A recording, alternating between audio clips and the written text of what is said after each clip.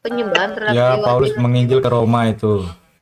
Oke. Ah, Saya mau bagaimana Kak? Sabar-sabar. Kau nih tentara bukan kau yang berdebat. Gimana sih kau nih ya? Kau cuma moderator cuma. Aduh. Kacau kau ini. Ini mau diskusi atau apa ini?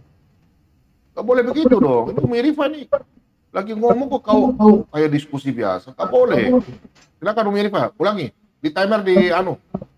Gimana sih ini? Oke, Silakan Umi Rifa. terima Gak boleh kasih. begitu. Ya, Gini Pak Bom, saya ini suara saya kan sedang serak. ya, Saya ya. dan saya berharap diskusi kali ini tidak mengganggu kesehatan saya dong. Ya, nggak boleh. Seandainya terjadi lagi hal-hal seperti tadi, saya pikir saya lebih baik tinggalin deh ya, karena saya nggak mau Ya, ya. ngomongin lagi. Oke, silakan. Oke, jadi memang di sini memang Paulus sedang menginjili orang-orang yang memang sedang pada waktu itu pemahamannya adalah penyembah pagan, dan kita tahu bahwa Paulus sendiri juga mengajarkan ketika dia menginjili orang Yahudi, dia akan menjadi Yahudi, menginjili orang Romawi, dia akan menjadi Romawi. Maka tidak salah premis saya mengatakan ketika Paulus itu mencoba untuk membawa ajarannya yang disebut di Antioquia untuk pertama kalinya dengan sebutan Kristen itu terinspirasi juga dari ajaran paganisme. Kenapa? Karena nanti saya akan tunjukkan bukti-buktinya bahwa Paulus adalah seorang yang bermarga Romawi dan memiliki hutang juga kepada orang yang saya nggak ngerti, nanti saya jelasin sama kalian deh. Ada seolah utang budi kepada orang-orang Romawi, kurang lebih seperti itu ya. Jadi dan perlu dipahami juga di dalam kalau kita lihat Deuterokanonik, di mana bahkan secara sejarah sendiri orang-orang Romawi senang sekali mengasimilasi paksa budayanya seperti di Makabe pasal 152 Pak Bom. Orang-orang Romawi ini kebiasaannya adalah memaksakan pandangan dia kepada orang-orang yang berbeda keyakinan dengan dia. Contoh, membakar semua kitab Torah ketika Torah itu ditemukan, kemudian juga memaksa orang-orang Israel memakan babi, kemudian mengotori sinagog dan memaksa orang-orang Israel tidak menjalankan ibadah mereka dengan baik dan benar. Karakteristik seperti itu tidak menutup kemungkinan juga dijalani oleh orang-orang yang sangat dekat.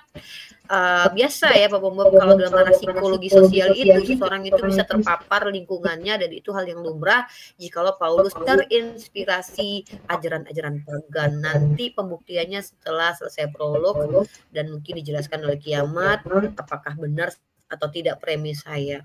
Mungkin itu dulu Pak Bom. Terima kasih, dan ingat Pak Bom, sekali lagi terjadi ya ketidaksopanan seperti tadi, mohon maaf Pak Bom, saya tidak bisa melanjutkan diskusi. Saya harap kita kondusif pada malam kali ini, itu pun dari kiamat ataupun. Terima kasih. Oke, silakan prolog dari kiamat, silakan. Oke, ini suara saya kedengeran ya di sana? Oh, kedengaran bagus. Coba tanya Umi Rifa dulu. Umi Rifa bisa copy suaranya?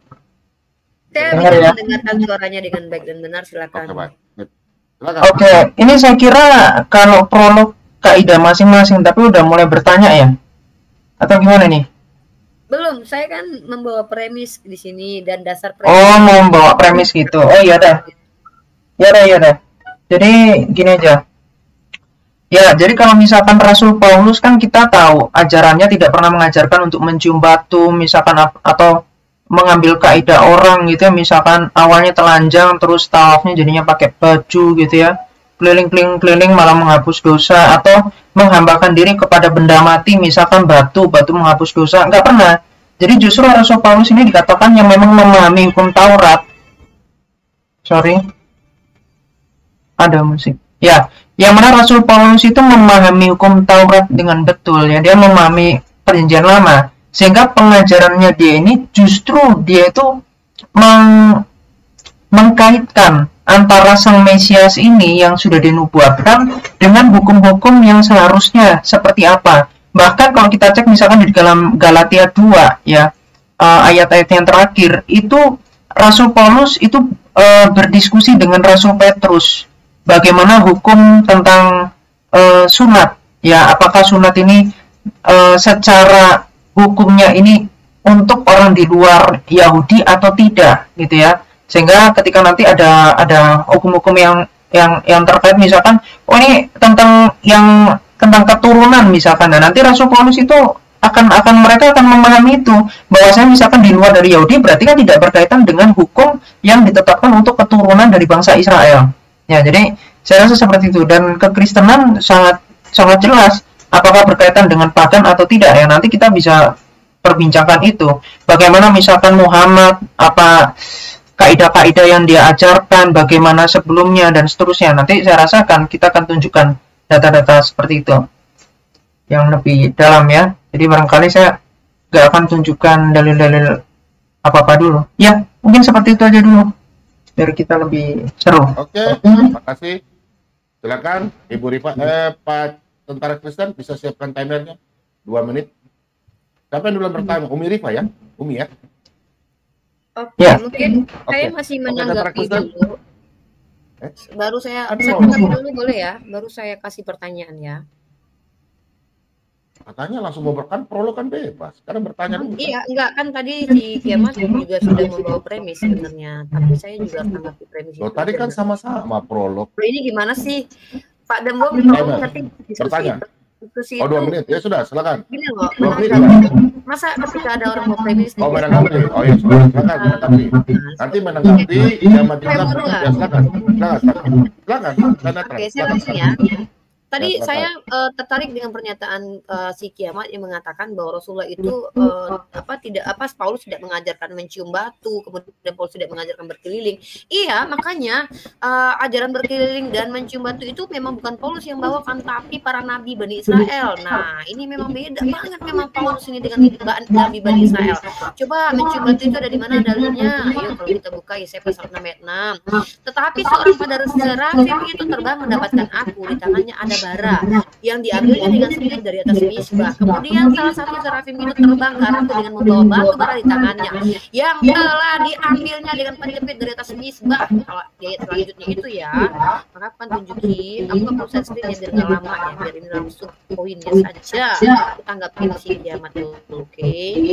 Oke, mana. Oke, tujuannya adalah ia menyentuhkannya kepada mulutku, wow, serta berkata, lihat ini telah menyentuh bibirmu, maka kesalahan telah dihapus dan dosamu telah diampuni. By the way, ternyata Kiamat ajaran mencium batu itu, kamu tahu gak itu bara itu batu kalau kita lihat, oke, kita lihat bahasa aslinya ya, kita lihat bahasa aslinya itu diajarkan oleh Yesaya ya. Kalau ada yang mencium-cium batu itu memang bukan ajaran Paulus tapi para nabi Israel ya. Mana dia itu menghapus dosa ya. Kemudian nanti kita lihat itu batu keramik kalau misalnya itu ya di bahasa aslinya. Kemudian ajaran berkeliling, wah Kiamat, makanya Kiamat ini bukan ajaran para nabi Israel, memang ajaran pagan karena nggak mengenal keliling. Di dalam Mazmur pasal ke-18 nomor 11 di dalam itu kita lihat oke sebentar ya, aku lihat dulu dalilnya. Sorry bukan Mazmur 18 ya. Sorry aku salah dalil. Paling bagus kalau kita tunjukkan datanya, kita baca. Oke, boleh. Ya, saya orang-orang bisa. Beri Pak, tampilkan sebentar ya dari sini. Saya dulu sekarang ya. Ya, silakan tampilkan datanya supaya nanti jangan dipremis kita saling. Ya, oke. Silakan namanya di sini. Silakan lagi. Ya saya namanya. Yesaya 6. Coba Yesaya 6 ayat 7-nya ini. Yesaya 6-nya. Ini yang poinnya tadi Yesaya 6 ayat 7. Ya, salah satu. Kalau kita lihat di situ kita ambil ininya. Ini bisa nggak kalau saya rubah ininya? Rubah nggak di situ? Coba di tampilan rubah nggak? Sebentar, bisa. Dia mungkin. Coba nggak Yesaya 6 ayat 6 sampai 7. Nampak nggak? Bisa. Oke, aku bawa di sini kelihatan nggak? Baca aja. Enggak, kalau aku bawa ini oke. Di sini ya, tetapi seorang daripada serafim itu terbang mendapatkan aku, di tangannya ada bara. Nah, kita cross check di kata bara ini ya. Aku ambil di yang 6-6-nya aja ya. Nih, kita cross check di kata bara. Lalu bara itu diletakkan ke bibirnya dan dosanya terampuni. Malah kita lihat di sini adalah risah. Ini kelihatan ya. Kata risah di sini adalah lantai batu. Lantai, wow, lantai, bayangkan, Tone or coal, live coal. Ternyata ada batu-batunya juga. Bara. Nah, ini ya. Kemudian stop dulu kita. Oke, stop dulu. Aku ambil password itu tadi aku lupa. Mungkin ntar ya. Pak Bobom sabar ya, karena aku kehilangan.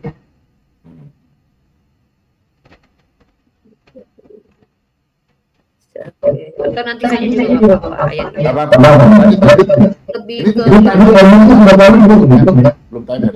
Saya nggak tahu. Udah jalan dong harusnya. Orang udah narasi kok. Kita langsung aja deh ke premis Paulus aja langsung ya.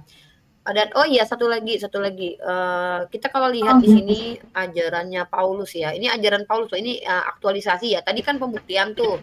Sekarang aktualisasinya atau realitanya atau kenyataannya. Kenapa saya bisa mengatakan bahwa ya, Paulus mengajarkan ajaran pagan. Ini aku tunjukin lagi share screen ya, guys. Share screen. Ini teman-teman lihat di dalam Kisah Para Rasul pasal 17 nomor 28. Nah, ini aku cross check dulu. Ini sebelum di tafsir Yerusalem. Ini kan sabda ada jadi punya lai ya. Kisah Rasul 17 ya. Nah, mari kita lihat ayatnya. Ya, ini premisnya adalah begini. Premisnya adalah ntar ya guys. Bentar. Nah, sebab di dalam Dia kita hidup, kita bergerak, kita ada, seperti yang telah juga dikatakan oleh pujangga-pujanggamu. Bayangkan, Paulus mengutip perkataan para penyembah pagan, para filsuf, ya. Dan apa kata yang dikutip oleh Paulus yang diajarkan kepada kalian, bahwa kalian itu keturunan ilahi, sebab kita ini dari keturunan ilahi Allah juga. Itu ajaran paganisme. Dari mana saya tahu kalau itu ajaran paganisme? Maka kita lihat dari tafsiran catatan. Kalau kita lihat di sini tafsir Yerusalem atau tafsir ND-nya, teman-teman boleh cross check. Kutipan ini aku bold di sini, teman-teman boleh cross check ya, silakan ini. Kutipan ini terdapat dalam karya. Ini kan masih ini lama ya, karya, masih penulisan lama ya. Epimanides dari Nasos yang hidup ejaan lama ya, yang hidup dalam abad ke-6. Nah, ternyata Epimenides ini siapa? Mari kita cross check. Si Epimenides ini siapa? Ini adalah premis yang paling penting bahwa Paulus mengajarkan ajaran pagan dari sini. Siapa Epimenides? Oke, ini kita cross check secara gampang banget kalau mau tahu siapa biografi seseorang itu sekarang tuh bisa kita lihat di mana aja ya. Setidaknya ini buat teman-teman secara singkat, padat, jelas saja. Sorry. Tentara Kristen, waktunya sudah berapa menit dari tadi? Oke, ini Epimenides ya, guys. Siapa Epimenides? Epimenides adalah ini dia, kita buka tantara. Ini dia. Epimenides dari Knossos, Kreta, dari Kreta. Ternyata itu bahasa Yunani ya. Penyair atau filsuf dan peramal Yunani di abad ke-6 sebelum Masehi. Wah, 6 abad sebelum Yesus lahir, guys. Yang semi mitologis, ketika sedang mengembalakan domba-domba. Wah, ada dombanya Pak Bom. Wah, kenapa Bu Rifa, diskusinya sama kiamat tuh, bukan Pak Bom. Iya, aku semangat banget soalnya. Jangan, ini Wikipedia-nya dari mana? Wikipedia Islam atau Kristen? Aku nggak tahu, nanti cross check aja sendiri ya. Iya, udah. Lanjut. Ini sejarah Pak Bom. Jangan dulu. Ini kan enggak. Jadi Epimenides ini adalah seorang filsuf dan peramal Yunani di abad ke-6 sebelum Masehi yang ternyata dia dikatakan tertidur selama sebentar ya, Umi Rifa sebentar ya, Umi sebentar ya. Domba Pak Bom. Ya Allah, astagfirullahaladzim. Kok bisa gitu Epimenides 6 abad sebelum Masehi. Waktunya sudah. Tiba-tiba di abad pertama itu Kristen malah domba. Wow, dan Paulus mengajarkan kata-kata dari Epimenides itu, Pak Bom. Waktunya udah habis kayaknya. Luar biasa pagannya, guys. Iya. Oke. Nggak di ini ya, nggak ada timer ya? Tentara Kristen nggak ada kan? Kalau nggak ada saya harus turun. Biar saya timer sendiri. Panggil juga. Keluar aja udah. Bentar ya, aku pakai timer aja udah. Bentar.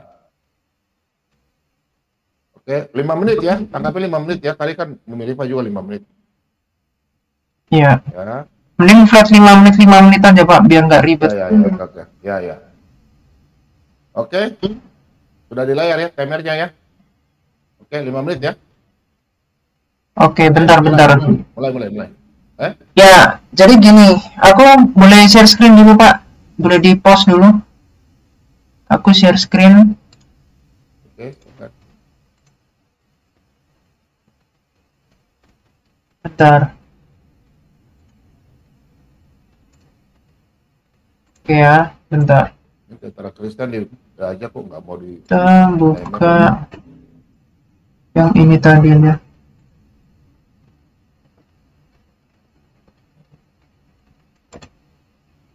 Sebentar ya.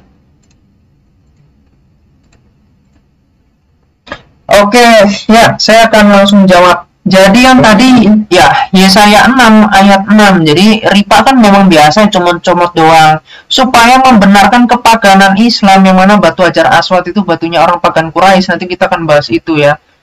Dia mau mengatakan, oh ini berarti mencium batu gitu. Mencium batu yang kemudian menghapus dosa. Nah, itu ternyata beda teman-teman. Kita lihat di ayat atasnya ya, di ayat 5. Dikatakan gini, lalu kataku, celakalah aku binasa sebab aku ini seorang yang najis bibir. Aku tinggal di tengah-tengah bangsa yang najis bibir, namun mataku telah melihat sang raja, yakni Tuhan semesta alam. Tetapi seorang dari serafim itu terbang mendapatkan aku, di tangannya ada bara dan diambil dengan sabit di atas mezbah. Ia menyentuhnya kepada mulutku serta berkata, lihat ini telah menyentuh bibirmu, maka kesalahanmu telah dihapus dan dosamu telah diampuni. Lalu di sini apa dikatakan? Dikatakan di ayat atasnya. Bentar. Di 4-nya ya, najis bibir. Nah, oke. Jadi poinnya gini, ini tentang najis bibir yang kemudian mulutnya itu loh dihukum. Mulutnya itu kena bara yang panas. Nah, apakah ada zaman sekarang orang mulutnya kemudian dikasih hukuman, dikasih kayak batu yang dibakar gitu, kemudian panas, kemudian ditaruh di bibirnya? Kan enggak, ini justru hukuman. Jadi bukan seperti batu hajar aswad yang dicium-cium. Nah, jadi sama seperti biar apa, biar kapok sebetulnya, ini hukuman nih ya. Makanya di sini apa, maka kesalahanmu telah dihapus dan dosamu telah diampuni.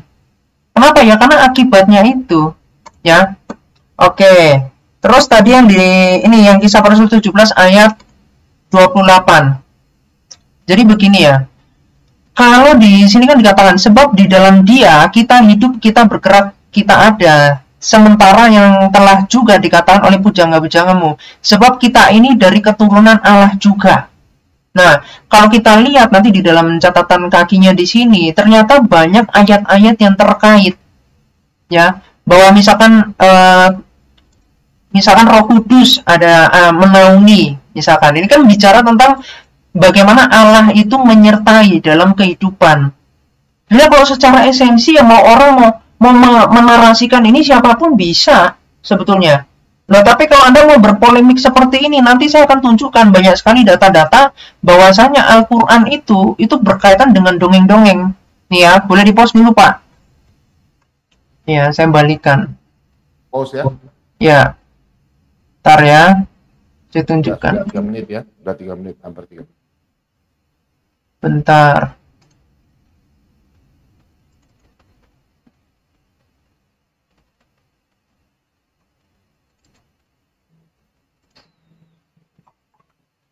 Bentar ya, ini aku bukakan filenya. Oke, ini. Udah kelihatan belum Pak di share screen-nya? Kisah Rasul 17. Oh, bentar. Share screen-nya di ini. Bentar. Oke.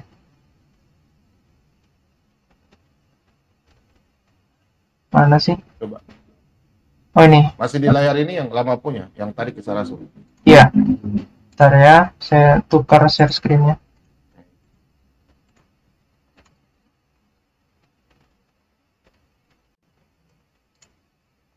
Oke. Oke ya, ini gini. Jadi kita, oke. Jadi kayak kisah misalkan Ya'juj Ma'juj. Ini sudah ada cerita ini di dalam kitab Sermon and Homily Mark Jacob, Seruk abad ke-6. Nanti kalau Anda misalkan nggak terima, nanti bisa saya buktikan langsung. Misalkan cerita tentang Isra Mi'raj, yang mana sholat Muhammad ini dari 50 terus ditawar jadi 5 waktu. Nah, itu sudah ada juga di dalam kitab Testament of Abraham, Miskatul Masibah, ya, Sidratul Muntaha, dongeng 7 lapis langit. Jadi Al-Quran ini setara cerita anak-anak yang dijadikan kitab. Makanya orang Yahudi itu najis kalau menjadikan Al-Quran sebagai kepercayaan mereka. Kenapa ya? Karena cerita anak-anak mereka, misalkan untuk mereka tuh mengenal, untuk mereka mencintai Salomo misalkan. Makanya, di sini Sulaiman gitu ya. Sulaiman berbicara dengan binatang. Itu kan cerita anak-anak. Nah, tapi di dalam Quran malah dijadikan cerita, malah dijadikan kitab. Nah, itu kenapa? Boleh di-pause bentar, Pak? Saya tunjukkan. Kenapa seperti itu? Kita lihat ya. Kurang 1 menit lagi. Ya. Ya. Kurang 1 menit lagi. Sudah 4 menit, 2 detik. Ya, aku tunjukkan.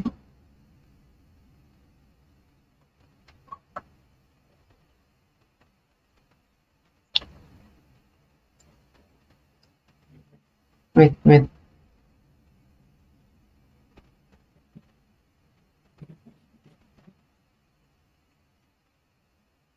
Ini mana sih? Oke.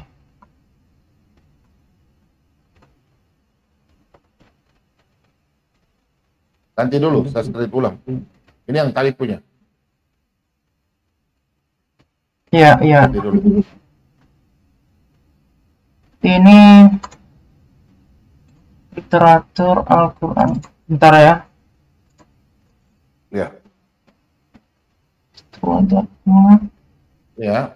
Teman-teman, ini timernya belum saya kasih jalan ya. Baru 4 menit ya, 2 detik. Oke, ini. Udah ada kan? Oke, ini nih. Masih yang lama punya, masih yang lama punya. Oh, ini ya? Bentar. Mana? Ini. Oke, kelihatan ya? Oke. Sebentar, Pak. Aku ini kan dulu. Oke. Halamannya. Ini ya, ini literaturnya di Fathul Bari jilid 35. Ya, boleh. Akun Bang Boleh. buat nge-live-kan di Zulkifli Mabas. Boleh. Enggak apa-apa. Boleh. Ya. Pak Bobong nggak pernah ini kok. Enggak apa-apa. Teman-teman mau ambil videonya Pak Dia Bobong. nggak ikut nanti. Aku kasih streamnya ya. Enggak apa-apa. Pak Bobong nggak. Umi Rifo punya bebas. Pak Bobong kan yang unik Umi Rifo. Enggak apa-apa. Enggak pernah Pak Bobong ini kok. Enggak apa-apa. Silakan. Iya, aku suruh beliau ke dalam aja buat nge-live-kan dari sini biar nggak kena banned nanti konten berulang ya. Oh, boleh. Oke, bentar. Aku kirim dulu. Cuma mau diskusi juga, mau? Diskusi. Enggak. Maksudnya beliau cuma me-live-kan karena aku kan nggak live. Jadi biar di-live-kan iya. apa saja. Boleh. Boleh, Umi Rifa, boleh. Ini timernya aku lagi pause ya. 4 menit 2 detik ya. Iya. Oke ya, langsung ya. Ya, jadi di dalam Umi Rifa sabar. Umi Rifa boleh langsung. Lanjut aja. Boleh ya? Nanti, Oke, baik. Oke ya, jadi di dalam Fathul Bari jilid 35, ternyata Muhammad itu mengutus ya seorang penulis Quran yang namanya Zaid ini. Jadi dikatakan Abu Bakar berkata, sungguh engkau adalah laki-laki yang muda, ya masih muda dan cerdas. Kami tidak mencurigaimu. Dahulu engkau biasa menulis wahyu untuk Muhammad. Maka telusurilah Al-Quran dan kumpulkanlah. Nah, di sini di halaman 642 ya. Nah, di sini dikatakan apa? Yang kemudian Muhammad ini mengangkat Abdullah ya sebagai juru tulis, dan kemudian di halaman 649 di sini, nah ini dari Zaid bin Sabit bahwa Nabi SAW memerintahnya untuk mempelajari tulisan Yahudi. Nah, jadi kenapa ada banyak dongeng-dongeng Yahudi, cerita-cerita anak-anak Yahudi yang masuk di dalam Quran? Ya karena Muhammad memang menyuruh Zaid ini bin Sabit untuk membaca tulisan-tulisan Yahudi. yang kemudian dari situ ya jadinya dia apa menuliskan untuk Muhammad surat-surat itu dan membacakan kepada Muhammad. Makanya nggak heran kalau kemudian dikatakan Muhammad itu umi, sebenarnya di dalam hadis Bukhari 111 ya 111 Muhammad itu bisa baca kok. Oke, habis. Gitu ya, silakan. Oke. Oke, Umi ya. Umi mulai, Umi. Umi Rifa mau mulai atau tunggu kata? Oke. Screenshot. Bentar. Oke, baik. Tadi saya sudah bawakan data, ada indikasi pagan, ajaran ya. Ajaran itu sebuah pengajaran loh, Pak. Pengajaran itu maksudnya apa? Pengajaran kata-katanya diambil dari orang-orang seperti Epimenides yang ada setelah sebelum Yesus lahir. Itu pengajaran yang dilemparkan ke kalian, bahkan termaktub di dalam kitab suci kalian. Nah, hasilnya adalah ternyata nama-nama sesuatu yang diimani oleh agama kalian itu berbau-bau pagan. Buktinya mana, Unirifa? Ini Unirifa buktinya. Sorry, ini Kiamat buktinya. Saya mau share screen dulu di wait, tunggu, di mute dulu waktunya, bentar. Oke. Nanti kalau Umi Rifa mau mulai kasih tahu ya, biar saya kasih jalan timer ya. Mantap Umi ya. Oke, siap. Nah, ini pembuktian ya. Pembuktian ya. Oke.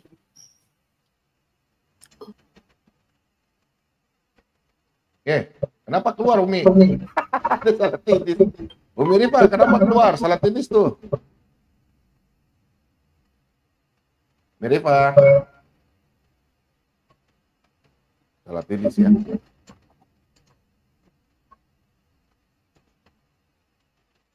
Dia salah titis.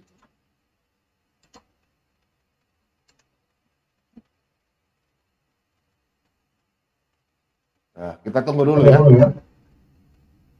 Apa sih sudah mendefinisikan menyembah pagan? Bentar. Apa? Jangan didistrak dulu, ada ngobrol-ngobrol apa, kita fokus inilah. Biar apa formal. Pak, sorry ya. Jadi saya mau fokus debat, jadi bukan tempat ngobrol-ngobrol dulu. Ya.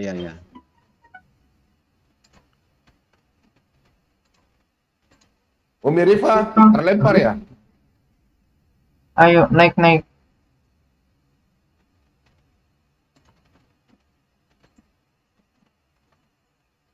Umi terlempar ya?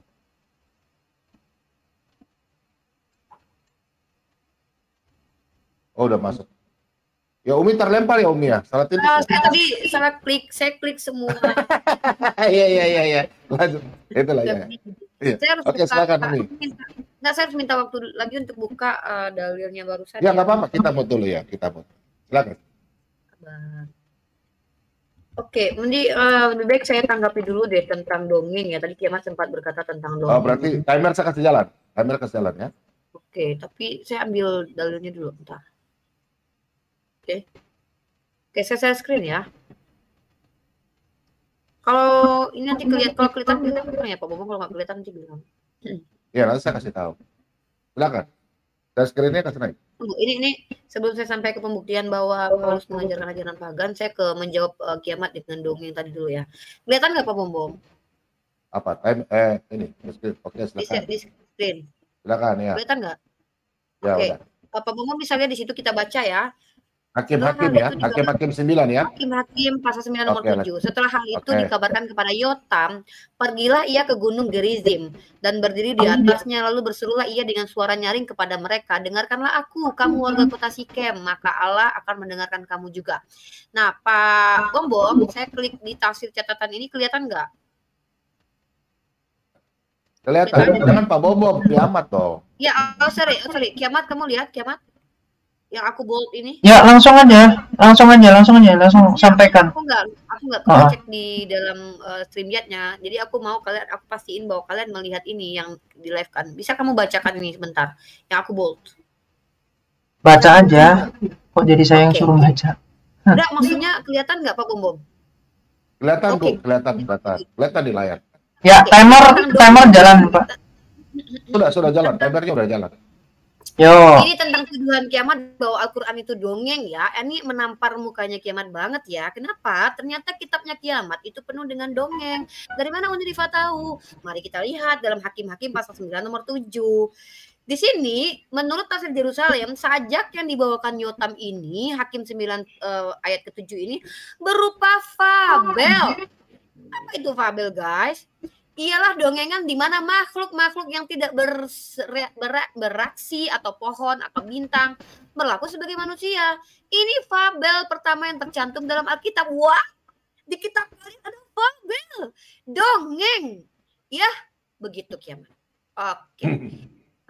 Terkait tentang ajaran pagan tadi, saya akan mengutip dalil bahwa pembuktian ya, faktualnya kalau saking ajaran kalian itu ajaran pagannya, menurut aku bahkan nama-nama pagan itu ada di dalam kitab kalian. Masih bisa dilihat ya, aku nggak perlu tutup screen-nya ya. Mari kita lihat dalam kitab Lukas pasal 16 nomor 23 guys. 23 guys. Mari kita lihat guys. Lihat ini guys. Hai teman-teman Oten yang ada di live-nya Pak Bom Bom. Ini aku Uni Rifa yang kalian bilang menangis kemarin. Ya, ini dia. Yang Lukas berapa? Di layar nggak ada. Di layar nggak ada. Nggak ada. Oke. Iya. Baru hakim. Oke, aku stop. Lukas berapa Umi? Biar nanti saya bantu. Teriak-teriak dulu Pak Bom Bom, mau memanggil teman-teman Pak Bom Bom yang bilang aku nangis diajab Yesus. Woi kalian, ini kalian perhatikan ini. Woi, ini lihat ya. Wow. Pak Bom Bom ketawa dia. Biar seru Pak Bom Bom, masa diskusi mau nonton gitu nggak asik. Orang kaya itu juga mati, lalu dikubur dan sementara ia menderita sengsara di alam maut. Wah, aku tertarik membahas bahasa asli dari alam maut ini. Apa, saudara-saudara? Mari kita lihat, klik ya di dalam bahasa aslinya. Ternyata guys, alam maut itu apa? Na'udzubillahi min dzalik guys. Ternyata itu artinya bahasa aslinya adalah Hades. Wow, kenapa Paulus atau Yesus mengajarkan sesuatu yang sudah digunakan oleh orang-orang pagan Yunani? Apakah Yesus membenarkan bahwa alam maut menurut Yesus adalah Hades? Mari kita lihat, siap Hades. Hades ternyata, lihat di sini ya, kita lihat di sini. Maskulin, Hades dunia orang mati atau neraka. Mari kita lihat Hades. Oke, Hades siapa Hades? Hades, oke, bukan di sini. Nanti aku stop dulu. Semangat banget gua. Stop dulu guys. Ternyata Hades siapa? Inilah dia wahai laptop yang rapi. Mari kita lihat si Hades siapa si Hades. Ternyata Hades adalah ini dia guys. Share screen. Oke. Screen yang diulang. Ini dia. 1, 2, 3. Mari dia kita lihat ya Hades. Pak Bom, Pak Bom. Kiamat, kenapa bisa begini kiamat? Kenapa ini Hades adalah seorang dewa dunia bawah tanah mitologi Yunani menjadi nama alam maut kalian? Kenapa ini kiamat? Wow, pagan banget ya. Ternyata di dalam Bible penuh dengan kepaganan. Aku minum dulu sedikit. Ya, minum. Hades merupakan putra tertua dari Kronos dan Rhea. Dia bersama saudara-saudaranya mengalahkan para Titan dan mengambil alih kekuasaan atas dunia. Zeus, lagi-lagi Zeus, Yesus. Oh my God, kok sama banget. Dan Hades melakukan undian untuk menentukan tempat kekuasaan dan Hades mendapatkan dunia bawah. Aku ingat masalah undian ini di mana murid-murid Yesus melakukan pengundian untuk mengambil seorang rasul yang menggantikan Yudas. Wow, apakah dia meniru ini? Yaitu pengundian yang dilakukan oleh orang-orang pagan, yaitu dewa-dewa Yunani kuno ini? Kita tidak pernah tahu. Karena asosiasinya dengan dunia bawah tanah. Dunia bawah. Hades sering dianggap sebagai dewa kematian meskipun bukan. Hades juga kadang-kadang disebut sebagai dunia bawah itu sendiri. Oh my God, dunia alam maut bernama Hades. Apakah jangan-jangan di Kristen yang menguasai dunia bawah laut adalah Hades? What? Ini pagan banget, kiamat. Pagan banget. By the way, tadi tentang katanya apa tadi? 30 detik lagi. Oke, keliling. Bentar aku cari ayat dulu. 15 detik lagi. Oke, Bu Rifa. Time-nya habis. Bentar, sabar dong, Pak Bom Bom. Aku itu penuh ada Roh Kudusku di belakangku. Tapi timernya sudah mau 5 menit, Ibu. Nanti pesan schedule lagi. Nggak apa-apa, santai. Oke, udah ya. Mari kita di dalam kitabnya Pak Bu, timernya habis lu, Bu Rifa. Timernya habis. Yaudah. Ya udah ya. Oke. Oke, silakan. Oke ya. Aku share screen bentar. Oke. Mana Kiamat punya? Oke, bentar. Oke. Bentar ya, ini aku share screen. Oke, ya. Sorry, tadi lagi di TikTok. Nanti kau Ya. ngomong baru kau ngomong, diam aja dulu. Oke, sudah? Iya. Adalah Hindu. Ya, ya. Jadi begini ya. Jadi sebetulnya kalau mau, Sudah mulai kah? Sabar. Kapan mau mulai? Langsung tembak. ya, ya Pak. Jadi kalau Oke, narasi, mulai ya, ya. ya, Sudah ya? Oke, bicara ya, sudah. ya. Jadi kalau tadi bicara tentang misalkan Epimades ya, tadi yang bicara yang di abad ke-6 sebelum Masehi. Sebetulnya kalau pemahaman itu kan pemahaman yang umum sebetulnya. Tuhan menyertai kita. Ya orang yang mau filsuf menyatakan seperti itu ya nggak apa-apa. Jadi Alkitab kan mengatakan apa? Yang misalkan ada yang mengatakan oh Tuhan gitu. Misalkan di ini tentang Pagan Quraisy. Pagan Quraisy mengatakan nama Tuhannya adalah Allah misalkan di dalam buku dari Dr. Musyarif ya. Ya kemudian di Islam dipakai nama Allah ya itu nanti dipertanyakan kok bisa nama dari sesembahan Pagan Quraisy namanya sama seperti nama dari sesembahan Islam gitu ya, nama Tuhannya Islam. Nah, jadi menurut saya secara makna teologis itu biasa aja. Gak ada kaitan sama pagan atau gimana, itu hal sesimpel itu. Lalu Hakim-Hakim 9 ayat 7. Itu kan diceritakan adalah fabel. Nah, fabel itu kan sebenarnya cerita yang mana binatang itu digambarkan seperti manusia. Loh, itu suatu perumpamaan. Jadi yang umum aja, misalkan diperumpamakan gini, misalkan singa memakan Ya, sebentar dulu. Datanya Pak Kiamat. Ini datanya sebentar ada musik. Datanya ke Pak Kiamat ini. ya Pak, masih ini, memang masih ini. Oh, oke. Silakan. Ya, nanti saya ini Pak.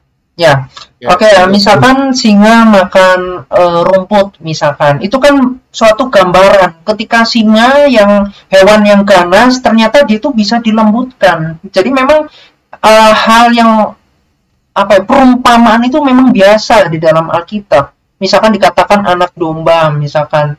Itu kan hal yang umum. Anak domba kenapa? Karena dikatakan domba itu hewan yang merupakan yang taat gitu, yang taat kepada gembalanya ya dan seterusnya. Makanya nanti ada perumpamaan lagi selanjutnya.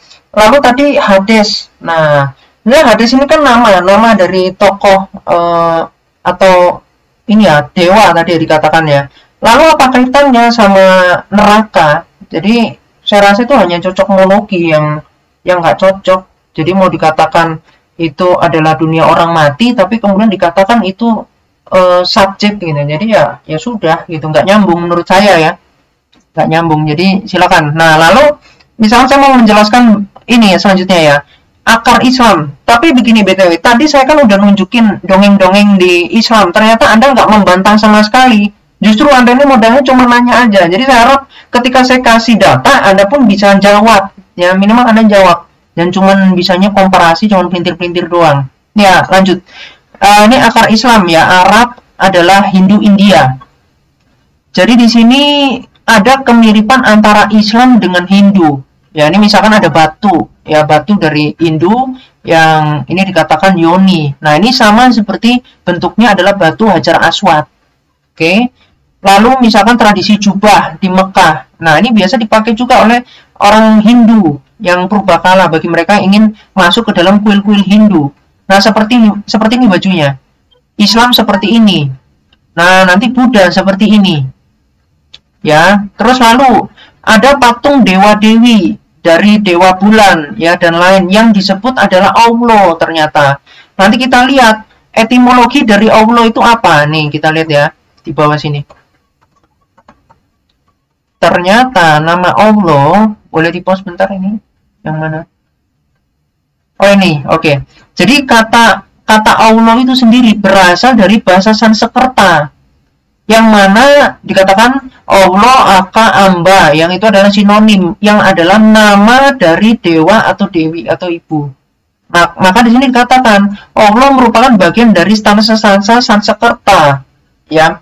Sehingga kalau dalam kekristenan Allah itu diartikan sebagai sesembahan saja. Tetapi ketika Islam mengatakan itu adalah nama dari Tuhan, ya maka cocok. ya. Nah, terus lalu apa tawaf? Tawaf itu juga merupakan tradisi dari Hindu, ya, ibadah Hindu. Yang kemudian mereka misalkan air Zam-Zam itu ada kaitannya dengan Sungai Gangga. Ya, karena itu memang air sungai itu dikatakan tidak pernah dapat terpisah dari lambang Siwa atau bulan sabit, ya. Makanya nanti kita akan bahas tentang Hubal, ya. Boleh di-pause bentar, Pak? Oke, lanjut. Jadi di sini ada di dalam Sirah Al-Mubarakfuri, ya. Sirah Al-Mubarakfuri halaman 79. Di sini ada Abdullah. Abdullah ini bapaknya Muhammad, Abdul Muthalib ini kakeknya Muhammad. Nah, jadi ternyata gimana ceritanya? Kakeknya Muhammad ini itu mau menyembeli Abdullah. Yang ternyata disembelinya itu dibawa ke patung Hubal, yang mana nama anak-anak dari Abdul Muthalib ini ditulis pada anak panah. Nah, sekarang kita cek. Boleh di-pause dulu, Pak, waktunya. Tinggal 30 detik lagi. Wih, cepat banget ya. Iya, cepat banget memang. 5 menit kan. Nah, nanti tahap kedua lagi kita lanjutkan. Oke ya, di dalam Al-Maidah 90 di sini dikatakan apa? Yang membuat undian dengan anak panah itu dikatakan perbuatan setan. Nah, ternyata kakeknya Muhammad itu melakukan persembahan yang adalah perbuatan setan kepada patung Hubal. Nah, Abdul Muthalib ini kemudian keluar namanya Abdullah, menuntun Abdul Muthalib ini membawa parang ya mau dibeleh. Dan ini kira-kira dipersembahkan kepada siapa? Nah, ternyata Abdul Muthalib ketika dibaca di bawah ini membawa Muhammad. Jadi ini ketika Muhammad lahir dibawa kepada Allah. Ya, silakan. Sudah waktu habis. Oke. Oke, baik ya. Silakan Umi Rifa lanjutkan. Baik. Bentar, saya ini kan ya. Ya. Tadi masih saya mau kasih ayat tentang berkeliling yang dituduhkan kiamat ajaran pagan tadi ya. Saya lucu ya. Kenapa sih ajaran Yahudi dikatakan ajaran pagan? Bahkan kalian yang Kalau narasi dijalanin aja, Pak. Jadi biar waktunya imbang. Udah berapa kali diinstruksi ini? Aku tadi nggak ngomong. Udah. Pas kalian. Oke, Om Herifa. Enggak, tadi kan belum dijalanin. Jadi kalau orang narasi itu udah jalan waktunya. Jadi biar nanti moderator ya. waktu saya kayaknya pendek. Ya, silakan. Mana dok ini? Nah, ini ya. Jadi kalau kita kalau kita berbicara tentang ajaran pagan, tadi sempat Kiamat mengatakan ajaran berkeliling loh. Bukan pagan dong kalau itu datang dari para nabi Bani Israel. Gimana sih? Kalian mau bilang semua yang ada di kitab kalian itu adalah ajaran pagan. Kalian mengambil kitabnya Yahudi terus bilang Yahudi itu ajaran pagan. Paganisme itu justru ajaran di luar dari Bani Israel. Kalau masih terkorelasi dengan ajaran Bani Israel, ya kita terima aja bahwa memang Islam itu ajarannya linear dengan ajaran Bani Israel, guys. Ya, coba lihat nih contoh salah satu contohnya berkeliling tuh. Berkeliling yang katanya ajaran pagan itu ternyata emang ngajarin siapa? Nabi yang mana nabi itu bernama David. Aku ini Mazmur pasal 26 ayat 6. Aku membasuh tanganku tanda tidak bersalah lalu berjalan mengelilingi misbahmu ya Tuhan.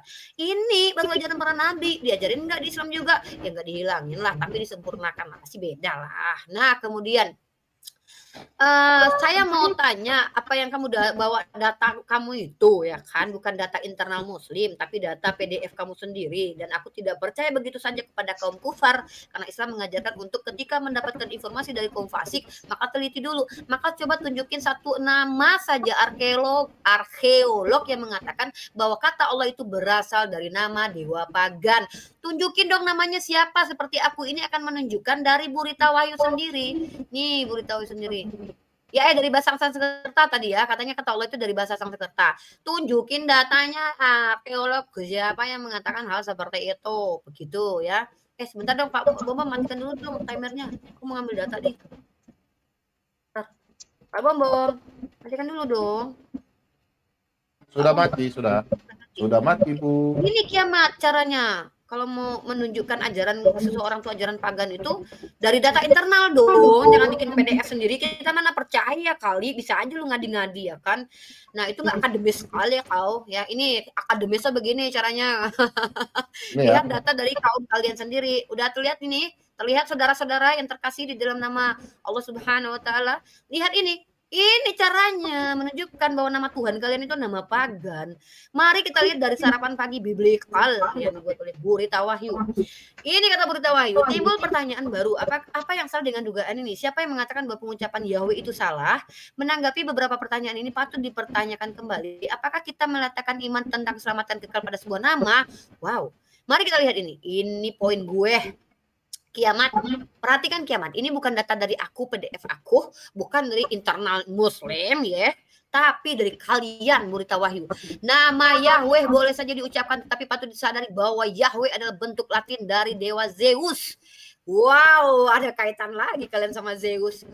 Di mana di Roma Zeus dipanggil Jupiter, tetapi bahasa Latin mengubah bentuk kata Jupiter, Bapak Yu. Aduh, ada bapak-bapaknya, tadi ada domba-dombanya, sekarang ada bapak-bapaknya menurut fungsinya sehingga menjadi Yu atau Yu dibaca Yahweh. Jika kalangan pengagum nama Yahweh sering menggunakan Keluaran 2:13 agar jemaat Kristen yang masih menggunakan kata Allah menghilangkan kata ini, barangkali ayat yang sama juga juga dapat ditujukan pada mereka. Loh, Burita Wahyu membela penamaan nama Allah kok. Berarti Burita Wahyu menyatakan bahwa Allah itu adalah nama berhala. Tunjukinlah satu berhala yang dipanggil dengan Allah, sebagaimana saya juga akan bisa menunjukkan nama El atau Eloah itu ada berhalanya. Mau tahu berhalanya? Nanti dong, masa dihabiskan semua, nggak seru dong nanti diskusinya. By the way, kiamat, data yang kamu tunjukkan itu data yang aku nggak tahu itu dari siapa. Halo kiamat. Adil dong, akademis dong, masa kayak gitu. PowerPoint nggak ada poinnya sih. Lagi siapa lagi? Apa lagi ya? Apalagi yang seru ya? Tadi hadits udah. Apalagi? Oke, ini ada. Wait, Pak Bom. Pak Bom membukti kalau kalian itu pagannya pagan banget gitu. Pagan banget kan? Mana ya? Oke, tadi hadits ya. Sekarang bagaimana dengan 2 Petrus? 2 Petrus. Wow, Petrus ini kan oke, wow. Ternyata kalian semua ada kepagan-paganannya, guys. 2 Petrus pasal kedua nomor 4 ya. Ini dia. Parah ini. Oh ya, tadi aku mau menjawab. Katanya siapa tadi? Kakeknya Nabi, pamannya Nabi mempersembahkan kepada dewa. Ya kan belum mengenal Islam. Kamu kan menuduh Islam ini turunan pagan. Di mana di Islam diajarkan mengundi seperti itu? Wahai kiamat yang katanya Islam ajaran pagan. Justru Islam mengajarkan untuk tidak boleh mengundi seperti itu. Justru menghilangkan agama pagan dengan tidak boleh menyembah berhala. Gimana sih kamu? Kok tidak apa sih Pak Bambang cepat banget sih. Ya waktu orang semua nonton dia. Aku lagi sedikit. Hanya tunjukin saja. Membacakan saja. Yakinlah Inyong, hanya bacakan saja. Nih, di dalam 2 Petrus ternyata ada unsur pagannya juga, sebab jikalau Allah tidak menyayangkan malaikat berbuat dosa, melemparkan mereka ke dalam neraka. Neraka ini ternyata juga berasal dari nama pagan itu Tartaros. Siapa Tartaros? Nanti aku tunjukkan kepada kalian. Pokoknya istilah-istilah Kristen itu identik dengan pagan karena menggunakan bahasa Yunani yang sudah dipakai. Oke. Habis waktu. Silakan kiamat. Oke, aku share screen ya. Nah, ini agak ribet share screen-nya nih. Ada data dari ini. Oke. Bentar. Udah terlihat? Ya, Mas 26. Ya. Oke, jadi tadi mau di framing ya. Jadi memang Riva ini sukanya berasumsi. Nah, nih Mazmur 26 ayat 6. Aku membasuh tanganku tanda tak bersalah, lalu berjalan mengelilingi mezbahmu ya Tuhan, sambil memperdengarkan nyanyian syukur dengan nyanyian dan menceritakan segala perbuatanmu yang ajaib. Tuhan, aku cinta pada rumah kediamanmu dan pada tempat kemuliaanmu bersemayam, janganlah mencabut nyawa. Orang ini nyanyian kok. Berkeliling tawaf itu di mana asumsinya? Kalau Islam kan ketika berkeliling nih, aku tunjukin ya. Gini, ketika bertawaf itu maka semua umat Islam tahu apa? Dosanya itu dikembalikan lagi menjadi seperti bayi. Nih aku tunjukin datanya. Boleh di-pause dulu Pak Bom. Oke. Aku bukakan hadits. Bentar ya.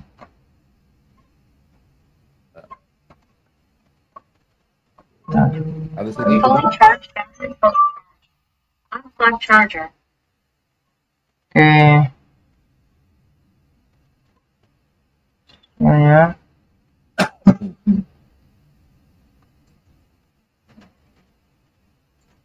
Oke ya.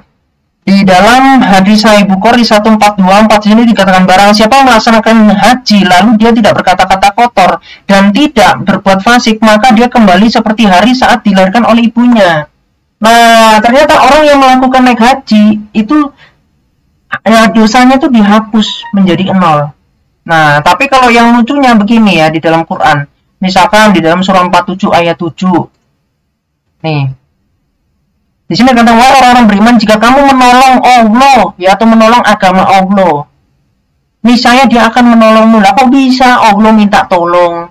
Ya, lalu surah 5 ayat 12. Sehingga katakan apa? Dan sungguh Allah telah mengambil pekerjaan dari Bani Israel dan kami telah mengangkat 12 orang pemimpin di antara mereka. Lalu berfirmanlah, sungguh jika kamu melaksanakan sholat dan menunaikan zakat serta beriman kepada rasul-rasulku, kamu membantu mereka dan kamu pinjamkan kepada Allah pinjaman yang baik. Nah, jadi Allah minta pinjaman, ya. Lalu di dalam surah 64 ayat 17, At-Takabun ayat 17 katanya, jika kamu meminjamkan kepada Allah dengan pinjaman yang baik, niscaya dia akan lipat gandakan. Loh, kok jadi sistem pinjol gitu? Ini sebenarnya Tuhan apa sih?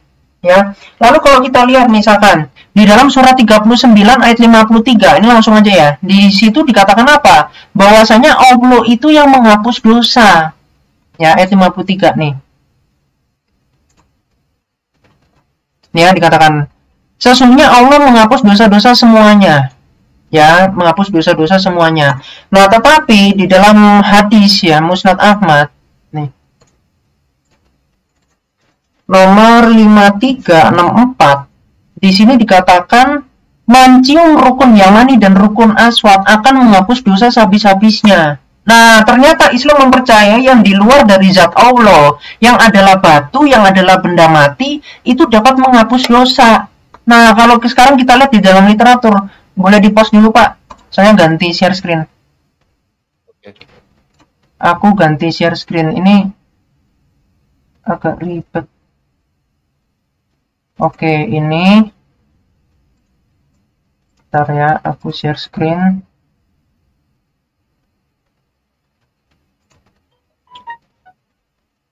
Ini ya. Bentar.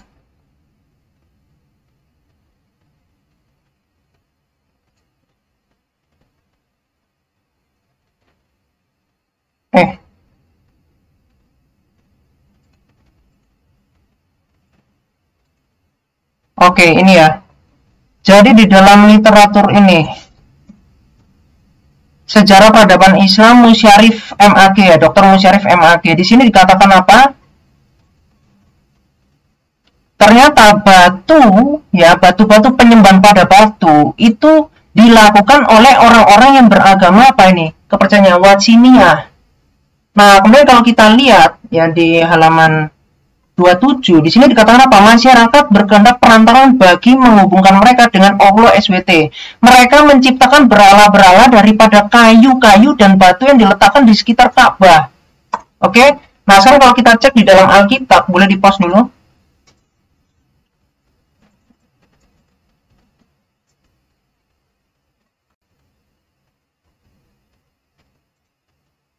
Yang ini ya.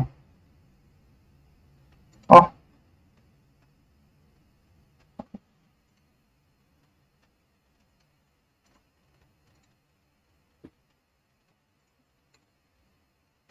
Oke.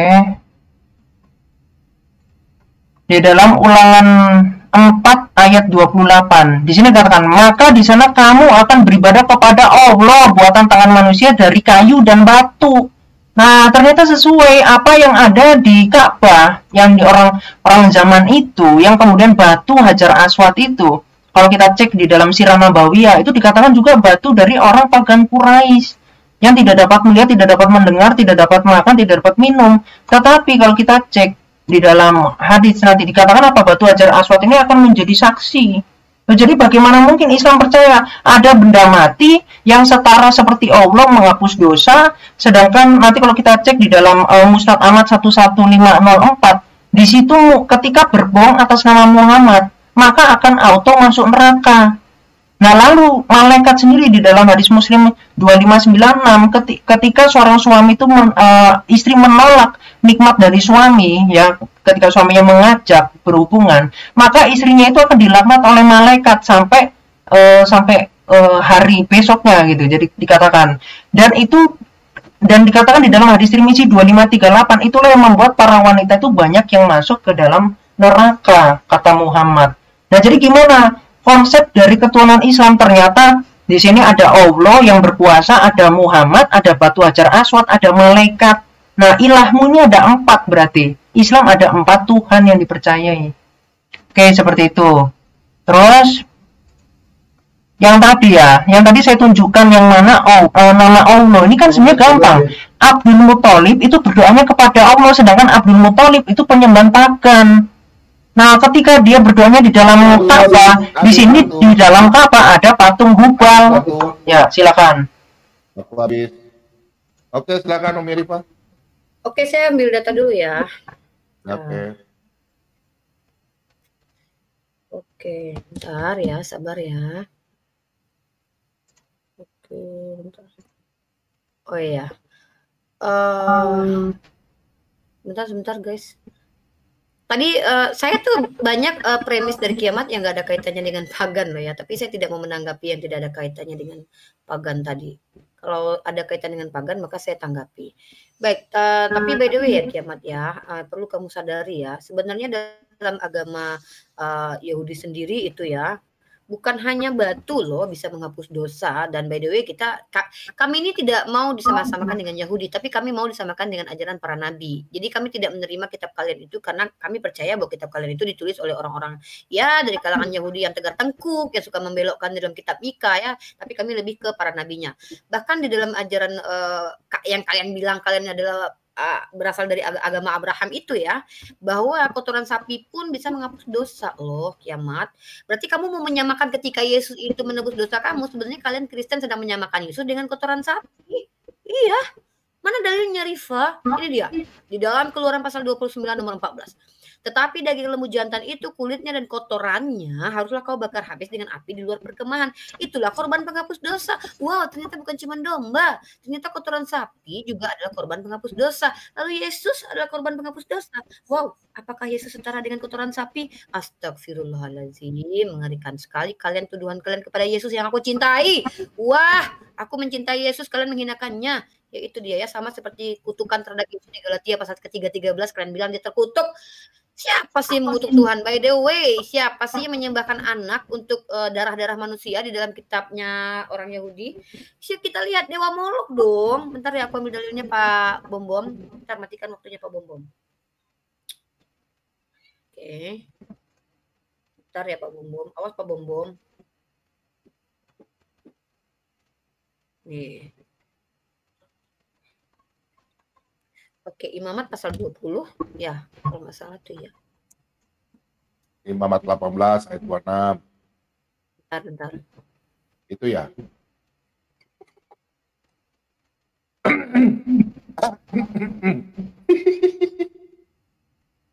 Pasti mulai ke Imamat 18 ayat 26.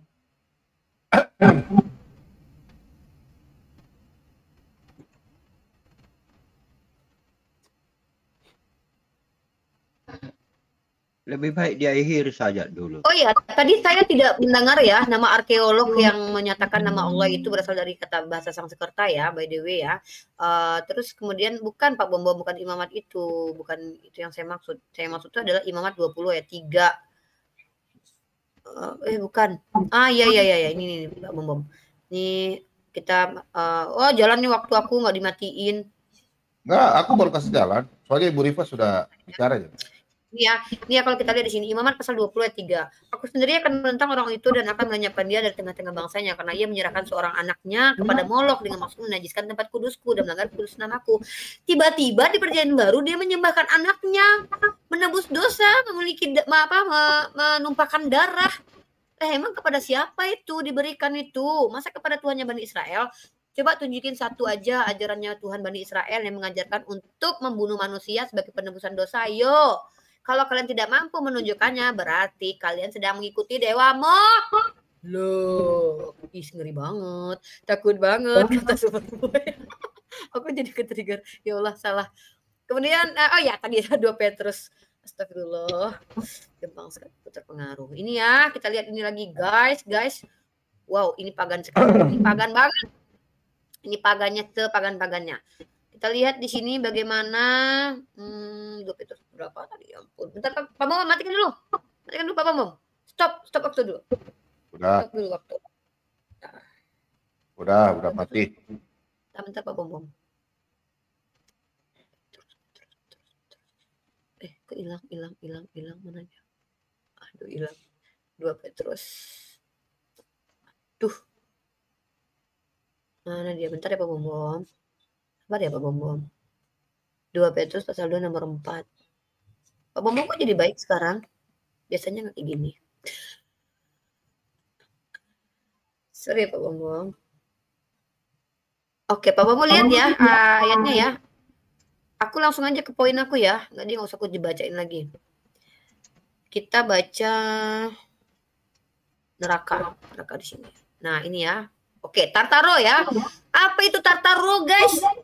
Ngeri, guys. Ternyata Tartaro itu adalah nama salah satu orang pagan juga, nama neraka dari kalangan pagan. Ntar aku stop lagi. Ini Tartaro ya. Ini nama neraka bagi Kristen ya, bahasa Yunaninya, guys. Kita close dulu. Pagan banget ini. Dan pagan. Aregennya kok pagan.